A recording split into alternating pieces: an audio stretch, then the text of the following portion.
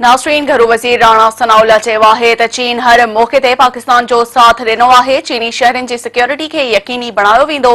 दहशतगर्द वाक़े में मुलविस जवाबदारनि खे जल्द गिरफ़्तार करे वठंदासीं। सिंध में अमन अमान क़ाइम करण लाइ वफ़ाक़ हुकूमत पंहिंजो भरपूर किरदार अदा कंदी। कराची में अमन अमान बाबति इजलास खां पोइ वॾे वज़ीर मुराद अली शाह सां गॾु प्रेस कॉन्फ्रेंस कंदे राणा सनाउल्ला चयो आहे त सीटीटी कराची वाक़े ते भरपूर नमूने कमु कयो आहे। आईजी सिंध जी ब्रीफिंग बि हौसला अफ़ज़ाई वारी हुई। सिंध हुकूमत खे भरपूर ताउन जो यकीन ॾियारियां थो। जेके सम्झनि था त उन्हनि खे हक़ नाहिनि ॾिना विया उहे दहशतगर्दी में मुलविस नाहिनि। राणा सनाउल्ला जो चवणु आहे त दहशतगर्दी ते ज़ाब्तो आणण लाइ समूरा वसीला इस्तेमाल कया वेंदा। टेक्नोलॉजी खे फ़ाल करण लाइ वज़ीर आज़म जल्द चीनी सूबनि सां मीटिंग कंदो।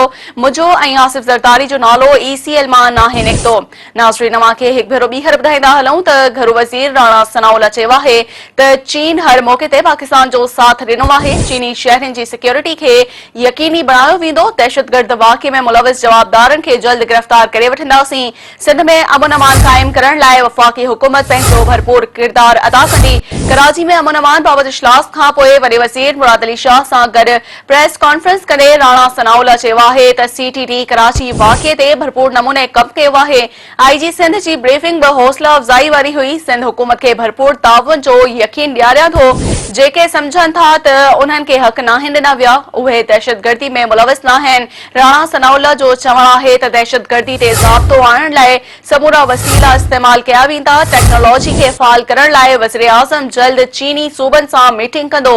मुजो ऐं आसिफ ज़रदारी जो नालो ECL मां नाहे निकितो।